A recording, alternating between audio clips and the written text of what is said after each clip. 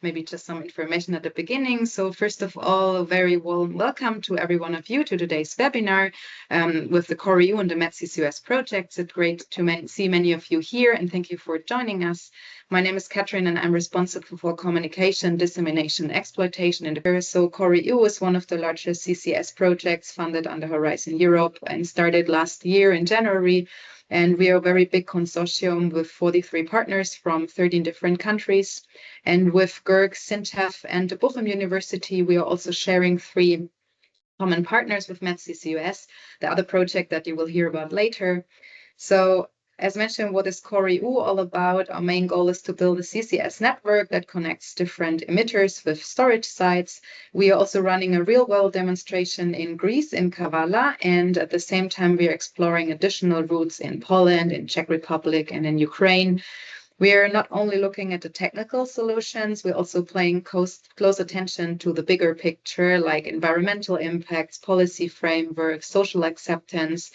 And we're developing a few innovations along the whole value chain, like, for example, tools for safe CO2 transport, smart monitoring tools, and planning tools to support the entire process. As the title says, the webinar today will focus on a very important topic in CCS on metrology. As mentioned before, my colleague Jessica will tell you more about how we approach this in COREu later. But first of all, I would like to hand over to Iris de Kroon, the coordinator of MetCCUS, who will say some words about their project. And then we will jump into the technical presentations. So this was all from my side. And then over to you, Iris. Yes, thank you, Katrin. I prepared a presentation, so let me share this.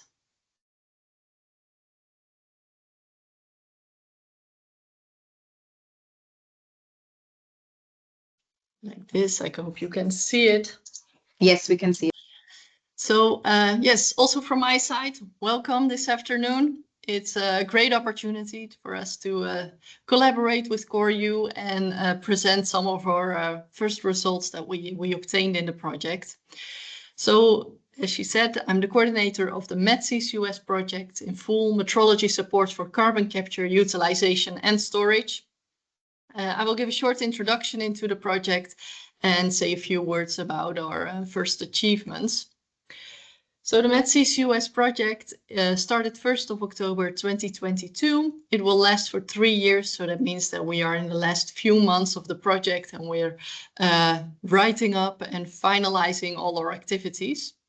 The project consists of 21 participants. So national metrology institutes, universities, research institutes, and also industrial companies. And the project is part of the European Partnership on Metrology under Euromet. Euromet is the European regional metrology organization, and they bring together national metrology institutes to work on research, traceability to the international standards, and also measurement and calibration capabilities of the national metrology institutes. So why is metrology so important for the CCUS industry? Let's start with metrology, what it is. It's the science of measurement, and it is fundamental to make sure that measurements are reliable, comparable and traceable to the international standards, or the SI units. There are 7 base units. You can see them here: kilogram, meter, second, ampere, Kelvin, mole, and candela. And national metrology institutes have the public task to maintain and develop national measurement standards. And we create our own realization of these national measurement standards. And these can be used to start a traceability chain to calibration laboratories, to industry, to testing laboratories. And we do this by producing reference materials or by performing calibrations on equipment. And in that way, everyday measurements become traceable to the international standards. So as I said, this is also important for CCUS, especially to measure the carbon footprint. So by CO2 flow metering, CO2 emission monitoring, CO2 purity measurements, we can track the amount of CO2 that has been captured, stored, or utilized in industry. Also, measuring CO2 compositions and measuring physical properties of CO2 is very important to ensure safe and efficient operation of CCUS processes. So therefore, 3 years ago, the MetCCUS project was set up to develop a metrological sound measurement infrastructure for the CCUS industry, looking at 4 measurement challenges: flow metering, emission monitoring, chemical metrology, and physical properties. So I will quickly go through these 4 measurement challenges and what we've been working on in these past 3 years. So starting with flow metering. So regulations such as the European Emission Trading System, the EU ETS, they set specifications for measuring CO2 flows for carbon accounting. But to do so, you need primary facilities to calibrate CO2 flow meters with CO2. And in this project, we developed primary calibration facilities for gaseous CO2 with uncertainty smaller than 1.5%, so that the CCUS industry can comply with these regulations. And we've written a report on current state-of-the-art for liquid flow metering. And by the end of the project, there will also be a good practice guide on CCS physical metering. And one of the project partners will, after this presentation, will present a few of the results that we obtained for especially gas flow metering. Then emission monitoring. So even though that CCUS is very important according to the European Union and the Green Deal, they also have a concern on the environmental integrity of CCUS. So how can we make sure that there are no CO2 leaks, and that when CO2 leaks, also no harmful impurities in the CO2 end up in the environment, which can be harmful? So therefore, you need to be able to measure CO2 leaks and CO2 emissions. And therefore, in this project, we worked on developing methods to measure CO2 emissions and also emissions from impurities from amine capture plants, looking at mainly nitrosamines. We looked at measuring CO2 emissions or more leak detection from infrastructure and from storage sites. For that, we also developed methods. We looked at one of the methods we looked into was acoustic techniques, and that's a first report that has been written on CO2 emissions from geological storage.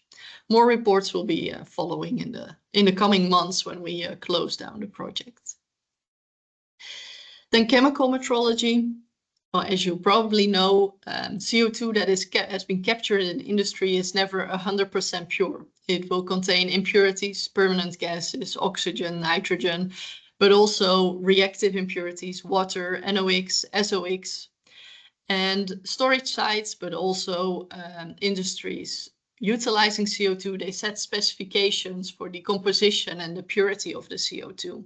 And industry must be able to determine this purity. But to do so, you need primary reference materials and calibration methods to calibrate your equipment and to make sure that you can accurately determine this composition. So therefore, the MetCCUS project developed primary reference materials of key impurities in CO2. And these reference materials can be used to calibrate online and offline monitoring equipment. We also developed this type of monitoring equipment and calibration methods in the project. And next to measuring, also sampling is key when you want to determine the composition of CO2. So we looked at material compatibility of sampling vessels for key impurities in CO2. And also today, my colleague will present a bit more about the results that we obtained in this about the chemical metrology and the composition of CO2. Then the last one is physical properties. So CO2 has unique properties, fluid properties, but they also make it challenging for process control and for measurement of the CO2. But there is also a gap between knowledge on CO2 and experimental results of CO2 compositions, especially of CO2 in combination with impurities.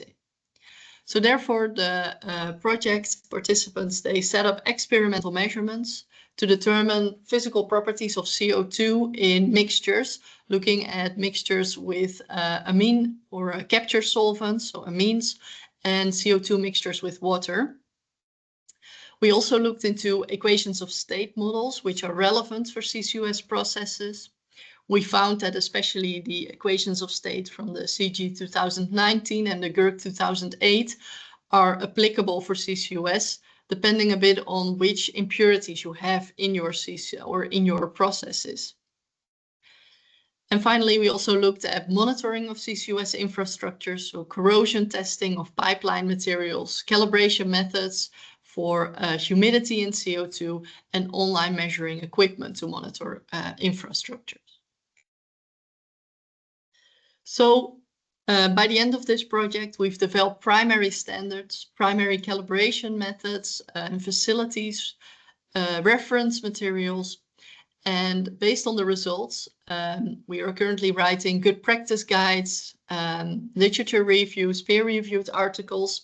Some of them you can already find on our website. But in the coming months, I'm sure many more of our reports and papers will become available with the results that we obtained. And these results will support the development of key documentary standards, provide input for specifications and legislation. Many of our project participants are also a member of standardization committees such as the CEN-TC 474 and ISO TC 265 on CCUS. And when the CCUS industry starts to use our metrological infrastructure that we developed, they can obtain accurate measurements and reliable measurement results that will help them to comply with specifications and ensure that the CCUS industry can grow in the coming years and make sure that we can become carbon neutral by the year 2050. So thank you for your attention. And if you have any questions, please just write them in the chat and then I can come back to you. So thank you. Thank you very much for your presentation. Also perfect on timekeeping because we can jump directly to the next presentation, like on the time indicated in the agenda. And I would like to give the floor to Kurt, who will present on metrology infrastructure in MetCCUS. The floor is yours. Okay, thank you very much. Yes, as for now, my name is Kurt Rasmussen. I'm working in an institute in Denmark called Force Technology. And we have been working with metrology infrastructure. That means we have been working with measurement of CO2 and develop primary facility. So the specific objects, I forgot to say that in the MetCCUS project I am the work package leader for the work package. One was about the infrastructure, management CO2, gas flow, and also CO2. Kurt, you're not sharing your presentation. Sorry? No problem. Yeah, what's better now? Yes, now we can see it. Okay, sorry. I will restart. Then my name is Kurt Rasmussen. I'm working at the Danish Institute called Force Technology. I'm sorry for that small mistake, but it's quite easy when you can see my slides also. And as I said, I'm the work package lead, the work package 1 in this MetCCUS work package, and working with metrology infrastructure in MetCCUS. Some of the specific objects in the work package is to develop a metrology infrastructure for monitoring CO2. Both in gas flow, but also in liquid flow. Also develop primary facilities up to 400 cubic meters per hour. We will also investigate the transferability of collaboration between nitrogen and natural gas to CO2. And then we make some intercomparison of the developed primary facilities. Then we will also investigate the impact of impurities such as CO in order theoretically. Then finally we will design develop a liquid CO2 primary flow stand. That is also theoretically, but it's a list of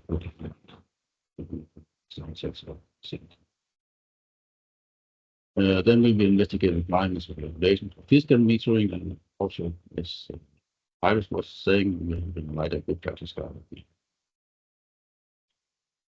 Thank you. So we were developing primary standards for gaseous CO2 flow. There were 4 partners in the project which have upgraded some existing facilities to operate with gaseous CO2.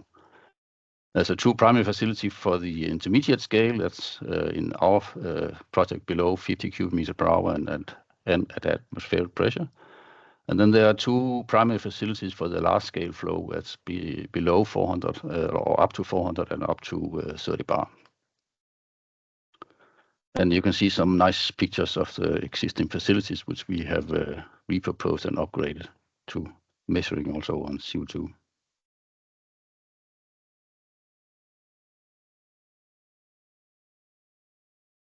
And then those facilities will also be investigated to investigate or be developed to investigate transferabilities, as I said, to natural gas and nitrogen.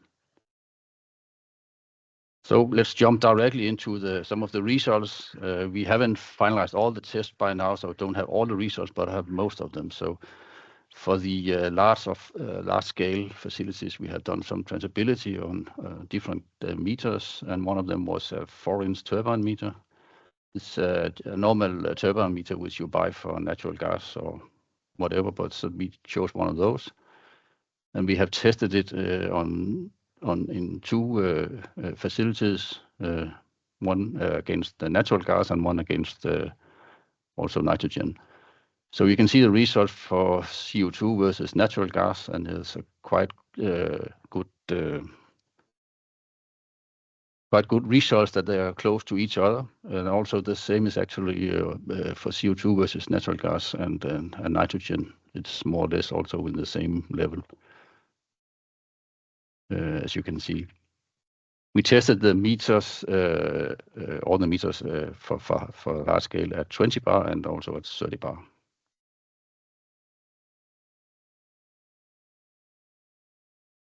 Then we also have tested a smaller meter for the intermediate scale. It's a so-called PGM meter, but in the lower end. And you can see here there's also a good relation between nitrogen and CO2. And then finally, we also tested for the large scale at 3-inch Coriolis meter for also against the CO2 versus nitrogen and natural gas. And as you can see, that's quite good result that we got, and close to each other, or the result is also within the meter spec.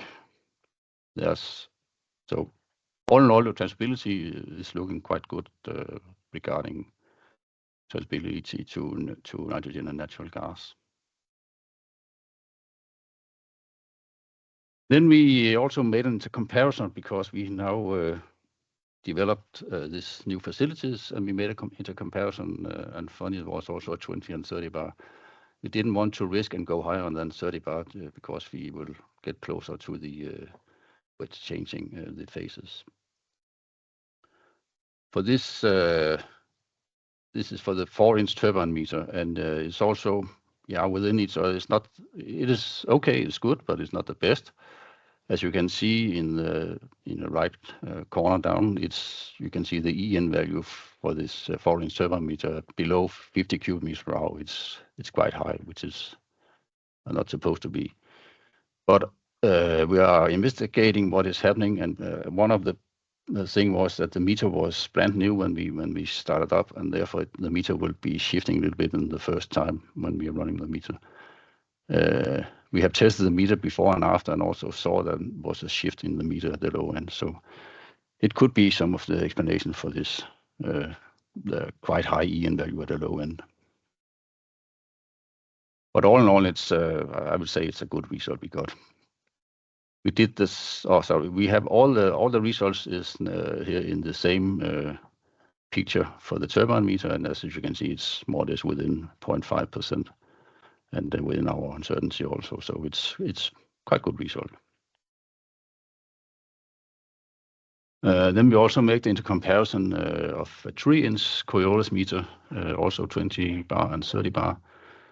And beware, the scale is a little bit different, but they're also very close to each other. And if you see for the EN value, we are now, most of them are below 1, which is supposed to be.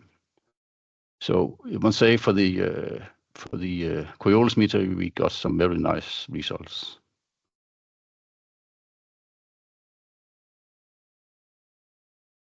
So if we take all the tested results for the Coriolis meter, we can put it into the same picture.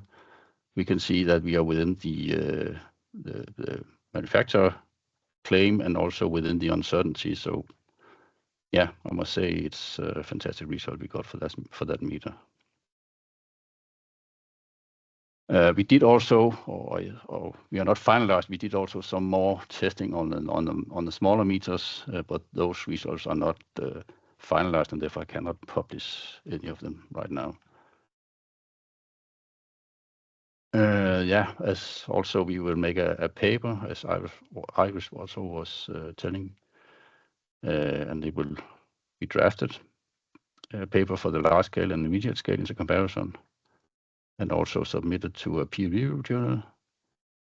And then for the liquid CO2, as I said, we will not develop any facility, but we will look what can be done. And then there's also written a paper, summary explores, where this summary explores the work that we have been done for transparency of water calibration to CO2 and resulting uncertainty, and also summarize work which have previously been done to investigate these flow meters with liquid CO2. And this document, this report, is public on the website, MetCCUS. Yeah, and then again, we will also at the end write a good practice guide for the CCS fiscal metering. So the output from this work package is a report describing and develop facilities. And we will make a paper on the large scale and the intermediate scale intercomparison, and also a report of the current state of the art of traceability for liquid CO2 flow. And finally, as I wrote before, we have a good practice guide. Well, I think that was my presentation, although the beginning was not so good. Robin, thank you very much. I mean, we solved the technical issues, so everything's fine. Yeah. Thank you. And as mentioned before, if you have any questions, just write them in the chat, and then maybe Kurt can directly answer in the chat, because we will follow in the agenda. And the next presentation will dive even deeper in chemical metrology in MetCCUS. And I would like to give the floor to Nor, who will do the next presentation. Thank you.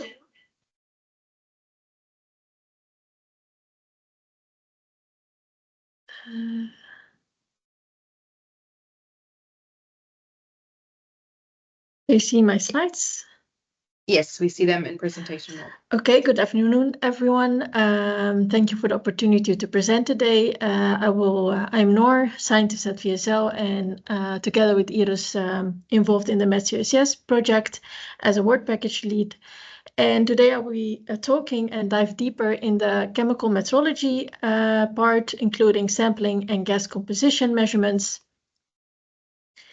I would like to highlight the aim of this chemical metrology, although Iris introduced this. The aim of this work is to support accurate and reliable measurement of gas composition in CO2, and therefore we are developing primary reference materials and sampling methods to ensure low-level impurities, to measure low-level impurities and ensure material compatibility. And we're also looking into purity analysis, whether online or offline methods. VSL is leading this work package in collaboration with other European institutes, as you can see on the right side of the slide. As already introduced, chemical metrology is divided in several tasks. The first one is focusing on the development of new PRMs with key impurities in CO2.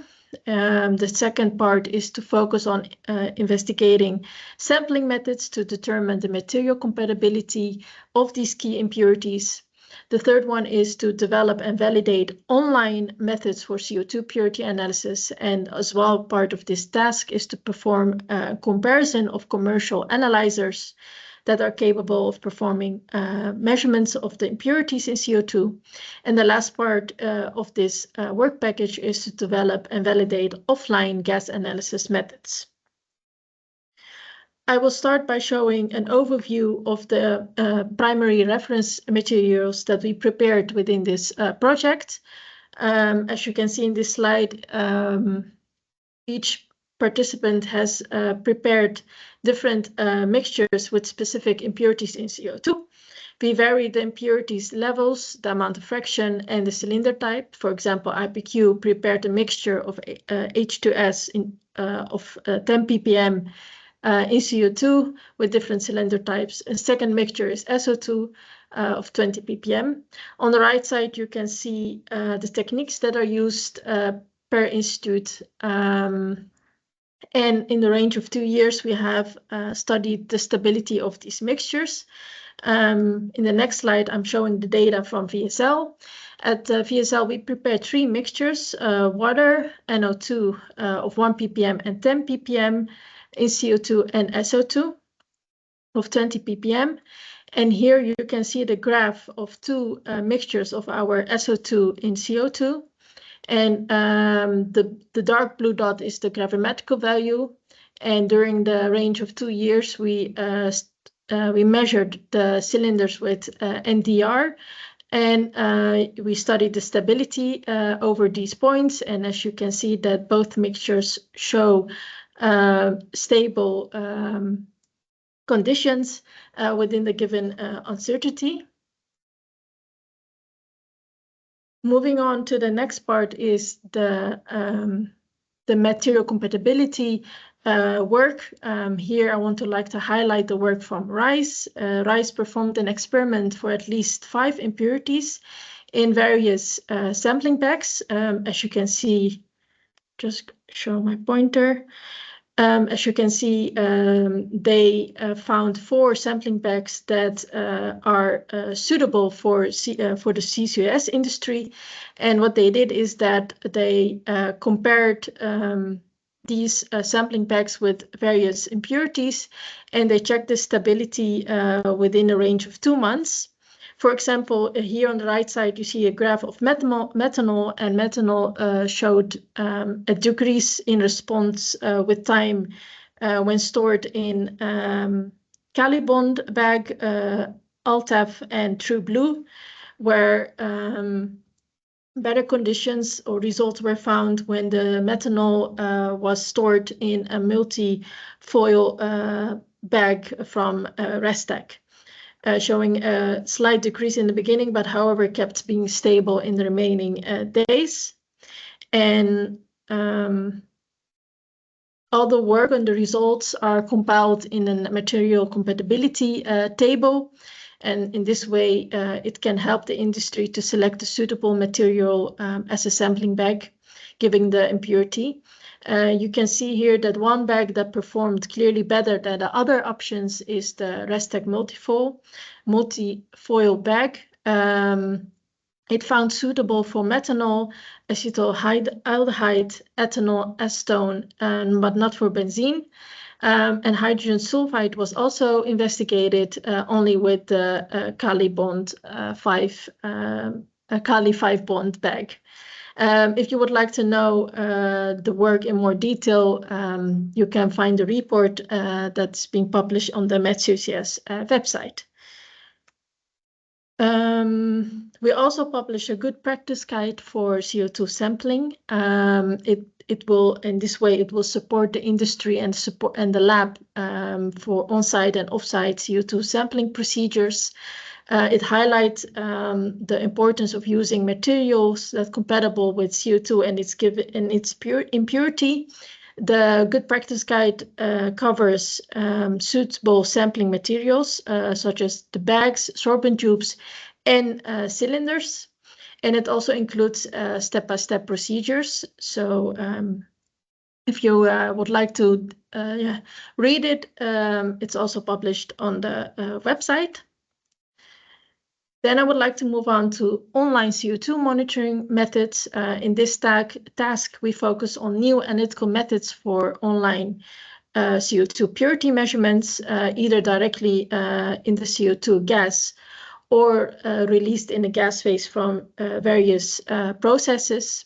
And here I would like to highlight the work from DTU. They developed a method for online analysis of trace components in CO2 by a spectroscopy-based method, UV FDR-based analyzer, as you can see on the left side. And they tested their analyzer with gas mixtures with several impurities in CO2, as you can see in the graphs. And recently, they also tested their analyzer in an CO2 capture plant, installation plant here in the Netherlands to demonstrate their analyzer on an on-site plant supported by Air Liquide. So that is a very nice example of a collaborative work within the project. Because this work is very recent, hopefully by the end of this project, the result will be published. Another part that I would like to highlight is that at VSL we organized a round-robin comparison to evaluate two commercial purity analyzers for CO2. We have done this by preparing a calibration gas mixture by our dynamic system equipped with thermal mass flow controllers. And here we made a dilution of a calibration gas mixture of oxygen and CO2 or water and CO2 with our dynamic system, and we measure that with the analyzer. And this way we can test the analyzer using our reference materials that we have developed, and it's allowing us to determine the performance characteristics of these instruments, such as response time, linearity, bias, limit of detection, and uncertainty. And in this work, it helps the instrument manufacturer. In this way, in this work, we had Anderson Hauser that sent us two analyzers to measure oxygen in CO2 and water in CO2. And this way, we can then demonstrate that their equipment is suitable for monitoring CO2 compositions.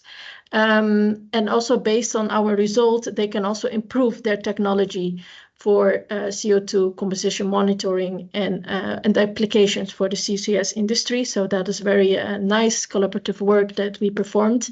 And hopefully soon we can publish the reports online.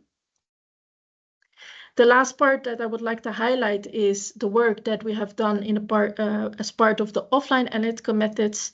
And here, RISE has published an article online in which they cover the work of sampling CO2 from 5 biomethane plants using suitable sampling vessels, and also performed offline methods to measure the CO2 quality. So yeah, highly recommended article. I would like to conclude this presentation with summarizing the key developments, starting by that we developed primary reference materials for impurities in CO2, ensuring that we can measure low-level impurities. We gained more insight on the sampling methods. In this way, we can determine the best material compatibility of key impurities in CO2. Performing the comparison of commercial analyzers for the measurement of the impurities, and we developed offline and online analytical methods for the impurities in CO2, and this way we can help the industry with the necessary measurements for the CCUS application. Thank you, and if there's any questions, please put them in the chat. Thank you very much for your presentations. Quite impressive, the work that you did. A lot of things, a lot of measurements, and it was nice to see for us, like, because MetCCUS, it's older than COREu, the work that has been done in your project. And then now I would like to give the floor to Jessica, and she will tell you what we are planning in COREu, or what was already done, or what is the path ahead. So Jessica, the floor is yours. Yeah, thank you very much, Catherine. It is important to highlight that the COREu is a much newer project, so we don't have results to show, but plans to show. Yes, so I am Jessica Arellano. I work as a senior researcher in SINTEF Energy Research. I also work in MetCCUS, but today I'm wearing my COREu hat. I lead the task on metering and monitoring, so I will be talking a bit about COREu and then digging into what is it that we're doing within metrology in COREu. Yes, I won't stop here. So COREu is a very large horizon project, like Catherine mentioned in the beginning, and the objective of the project is to create transnational infrastructure logistic networks connecting CO2 emitters, or places where CO2 needs to be captured, to storage facilities throughout Europe. And this is being done by the team both literally and metaphorically. Literally, because we have a demonstration project where we will demonstrate a full value chain in Greece, and I will touch upon a bit more on that later on. But also we are investigating pathways to accelerate CCS in parts of Europe where CCS is perhaps less developed, and in the northern part of the continent. The methodology in COREu has, in a way, three sides. At the core of it, we have the advancement of CCS, and for this we have the demonstration project in Greece. But we accompany that with strategic research, where we not only do fundamental research to help aid some of the challenges that the demonstration has, but also with a broader perspective, not losing sight of CCS in general, try not to go too much in detail into one demonstration, but also making sure that the tools that are developed, the design and the operation, the optimization, the traceability, the risk mitigation also have the outlook of the entire CCS business in a way. And last but not least, then is the accelerated route development, where we're looking at technical, but also economic, societal issues across Europe to connect these CO2 sources and reservoirs. It is a large project and it has many objectives. I won't read them all, but I have highlighted the ones that are perhaps a bit more relevant for the metrology side of things. So we will increase the TRL of CCS technologies. We will provide experimental data, new methods and tools for safe design of CO2 transport modes. And perhaps more importantly, we will facilitate the safe operations and enable revenues and credits allocation. This is very closely related to fiscal metering for CO2 transport networks by advancing metering and analyzing technologies. COREu also has 5 strategic research lines, one of which is related to metering and analysis. So we will customize and demonstrate a CCS value chain monitoring tool. Why do we need to monitor the value chain? So the way we see the CCS business developing or evolving is not so much source to sink, single source, single sink, a single method of transport, but more of a combination of possibilities. So we're seeing hubs and clusters being developed, capture clusters being developed. And with these capture clusters, what we see is that the CO2 comes from different sources. That means that the captured CO2 has different impurities, but also that these facilities don't operate on the 24/7 load. That means that downstream, I will have transients in the network. I will have different flow rates and different compositions throughout the day or throughout the week. That needs to be taken into consideration. So given the dynamic operation of the CCS systems, we wanted to develop a source to sink solution that will take into consideration accurate flow measurement or fiscal metering, stream analysis, emission estimations, and mass balances. Why mass balances? So if we have a closer look at how a CCS system looks like with the focus on the transport bit, we know that we have one or n number of capture sites. At the outlet of this capture site, we can both measure the flow stream and also measure the composition. Once we enter into the transportation system, which as I mentioned, is not only comprised of pipelines. At times we have different modes involved. We want to be able to track to do this mass balance between what goes into the transport system and what is actually injected. This involves not only taking into consideration the leaks that could occur both unwanted or as part of the operation of the process, but also estimation of emissions if we use transport systems or transport methods like trucks or ships, where we will necessarily incur in emissions. The relevance of this is, if we look at here the right top part of the slide, from a certification perspective, that means the credit that the capture facilities will get from the CO2 that it is stored is not necessarily the gross mass of CO2, which is the amount of CO2 that is stored, but it's the amount of CO2 that is stored minus the emissions. And this gross mass of CO2 is not the CO2 that is captured either, is the CO2 that is captured minus the leaks that occur in the system. So it is important for emitters in order to have some type of a visualization of the process from when the CO2 leaves their site all the way to when it is stored. And this has even a more relevance when we have multiple emitters. And we know that the SCADA systems that are operating nowadays are obviously bound to single operators. So what we wanted was to create a tool that would enable, that would be more of like an umbrella type of thing that will be able to extract the signals from the sensors that we have in the field that could be made available for the entire partners that are taking part of this value chain. So we have a strategy for value chain monitoring. We are addressing some of these challenges at a two level, at a component level and at a system level. At a component level, we're analyzing the performance of analyzers and flow meters with a high TRL because we want to make sure that we can deploy them in short term. This means for the demo case. And we also want to demonstrate the feasibility of having this overarching supervisory monitoring system for the value chain in the demo. And just a bit about what the demo is. The demonstration case will be in Greece, as we show here in the map, specifically in the Kavala Gulf and what is the Prinos site. And the building blocks would look something like this. So we have a power plant where the flue gas goes through, the CO2 is captured through an amine capture site or plant. These are in yellow because they're not part of COREu. So actually our boundary starts when the captured CO2 enters the compressing station. Then we store them locally.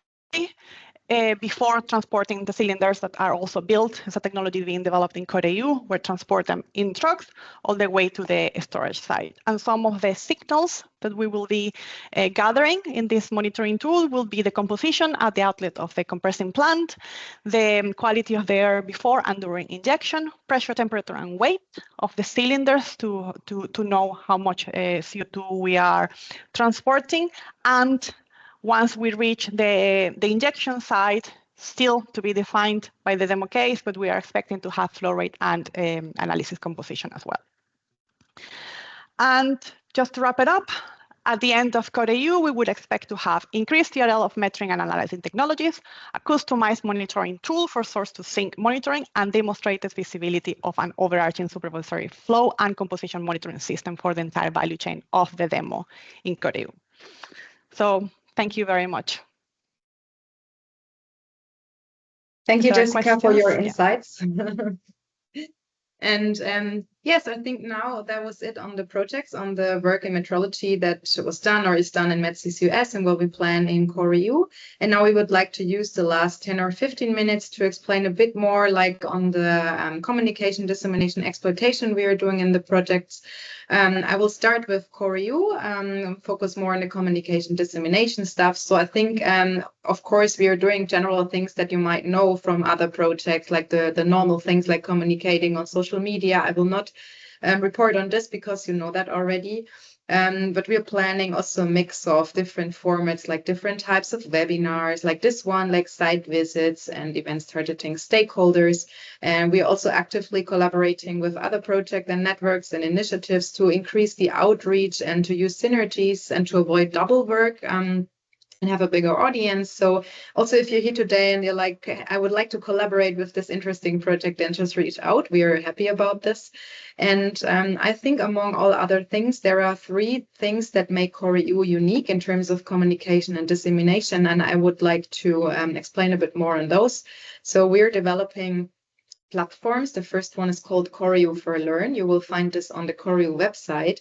And on this platform, we will offer some small and very easy to access learning courses, so-called learning nuggets, to help people understand CCS, not only the stakeholders that we normally have in the project, but also general audience. And they will learn about this from the basic to more complex topics that we develop within the projects. And the platform will, as mentioned, be developed throughout the project website and targeting many, many different stakeholders and peoples. We will also upload the communication and dissemination stuff here. And if you're interested, you can just check out the website. As mentioned, we're just starting with filling it with content, but just give us a visit and we would be happy to see you there. I was mentioning that we develop platforms. There is also a second one. This is very interesting because there you have, let's say, COREu in a 3D immersive digital metaverse developed by our partner Neuraltech. And this platform combines different technologies like artificial intelligence with augmented virtual and mixed reality. In practice, that means that stakeholders can collaborate there, they can interact as if they were on site, and they can collaborate with other stakeholders along the whole CCS value chain. Some of the key elements, for example, are a CO2 remote monitoring dashboard. There we also need things from the metering work, because stakeholders can check the real-time data here. It depends on what kind of stakeholder you are, if you're an emitter, transport operator, or other stakeholder. It can show things like the flow rates, the capture efficiency, the storage integrity, so it's quite interesting. Then we're also having digital twins of industrial assets. For example, our real-world demonstration, the Prinos plant in Prinos in Kavala. Then we will have the Prinos plant in there. We will also have additional plants. And then, as mentioned, you can just do some simulations there. And you can test, or you can see the equipment that is used for the CO2 storage and injection. And you can simulate scenarios, spot issues early, and also optimize the system.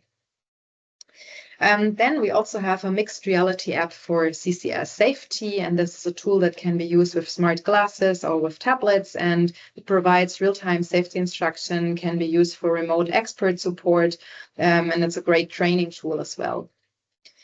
And then there is also a third part, it's the emission reduction alliances. It's somehow clusters that we develop within our communication work package. These are regional and also EU level alliances of industrial players. And this initiative is led by our partner Glass Futures. And the goal here is to identify CCS needs, to identify hurdles and obstacles, and to work on different objectives.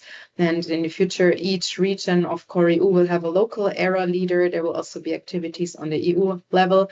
The objectives are, as mentioned, to identify hurdles, to provide a platform for knowledge exchange, and to assess potential reduction of CO2 in regions in the future. That was all from my side. If you're interested in how those activities are being developed, as mentioned, you can just follow us on our LinkedIn page and see our updates, check our website, or just contact us if you're interested. Before handing over to Miguel, I've just seen that someone raised a hand. If there is a question, maybe you can just put it in the chat, because we're very tight on timing, and then maybe later we can answer it. But before, I would hand over to Miguel.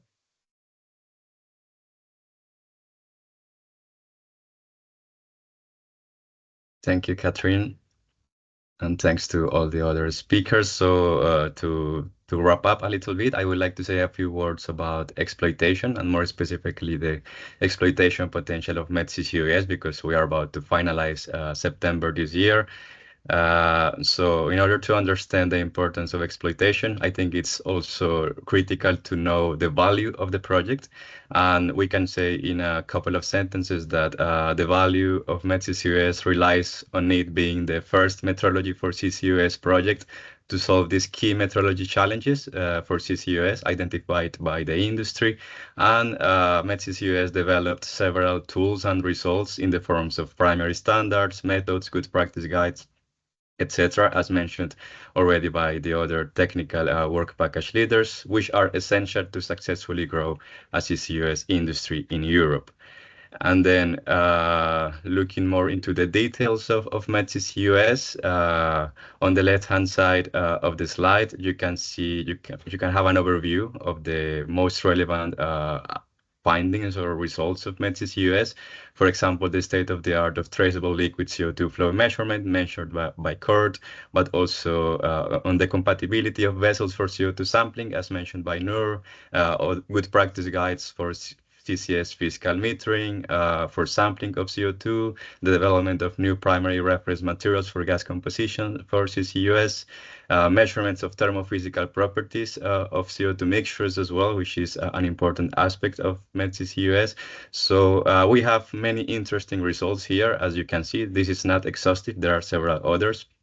However, the value of those results is really shown when we can ensure that these are adopted by the end users, by the industry, by the standard development organizations and other relevant stakeholders. And that's always a challenge. And we want to ensure that these results are adopted, are used. And how do we do that? By dissemination and exploitation strategies. And that's why this webinar is super important, to really create awareness of these results that are going to be produced, in this case by MetCCUS. And for example, in the case of COREu, you mentioned, Jessica, that there's going to be a demonstration of the whole CCS value chain, from the CO2 captured in a power plant in Greece, then transported by truck to the injection site offshore in a site operated by Energean. So for sure, there will be measurements required for CO2 quality, flow measurement, and perhaps some of these results can directly or indirectly be used already. So in general by COREu, but also by the CCS industry. Another aspect I wanted to highlight is the contribution to standardization, because, for example, some of the findings of MetCCUS have been relevant for different technical committees like CEN-TC 264 for proposing a new work item proposal for a technical specification of CO2 leak detectors, but also CEN-TC 474, inputs for CO2 properties on physical and chemical for pipeline transportation. Also ISO TC 193, natural gas, API manual of petroleum measurement standards, among other standards, where MetCCUS findings have been disseminated in order to ensure that these results are actually used for the development of standardization, updating standards, developing new standards, etc. And these are some specific results, what we call key exploitable results, that we wanted to highlight in the case of MetCCUS, some related to the topics mentioned of flow metering, emissions monitoring, among others, just for you to have an idea of more concrete results that are exploitable. And then I also wanted to highlight the impact of these results facilitated by exploitation. So for industry, for example, CCS operators can be able to use leak monitoring equipment with confidence to determine leak rates, but also perform flow calibrations with CO2 primary standards. In the case of metrology and scientific community, the National Metrology Institutes can provide new services to test leak monitoring equipment, but also provide new primary reference materials for calibrations of gas mixtures, etc. And just one slide to announce that we are going to have a final MetCCUS stakeholder workshop the 23rd of September in Teddington. It's going to be hosted by MPL. Registration is coming soon, so I encourage you to stay tuned, to keep an eye on our social networks, especially LinkedIn. There is a MetCCUS account, so that you are informed in case that you are interested to attend. And as appendix, I just wanted to also mention that in the website, there are several publications available already. You can see them here. And also there are some interesting peer-reviewed publications in different journals that have been published, open access, just for you to be aware. And that was it. Thanks for your attention. Thank you, Miguel. I think there is also a question to you in the chat, if you would like to, because we have some minutes left. Maybe you can read and answer it in the chat, and I will just wrap the meeting up if you would like to. thank you all for joining and for listening. I think it was quite interesting. Thank you, of course, also to all the speakers who were there presenting the results and the plans from the project. And there was also a question in the chat for the slides and for links, for example, for the COREu things that I just mentioned. Yes, we will send a follow-up email, including those things. We will include also links to the websites from the project and also to the social media channels and to give you information there. And the webinar was recorded and it will also be uploaded on a YouTube account. I will send you the link and then you can watch it again and you can also see the slides again. And if you have questions on the websites, you can also find our contacts. Just send us an email and ask, and we will be happy to answer your questions. And now I think from my side, that was all. Now I think it's the end of July. We're heading into the summer period, or we are already inside. So it's great that so many people of you were here. And for those who are going on vacation, I wish you a nice vacation. For all the others, also a nice summertime. And would be happy to see you again in the further webinars that we're doing from COREu or from MetCCUS and the events. And then have a nice afternoon, everyone, and goodbye.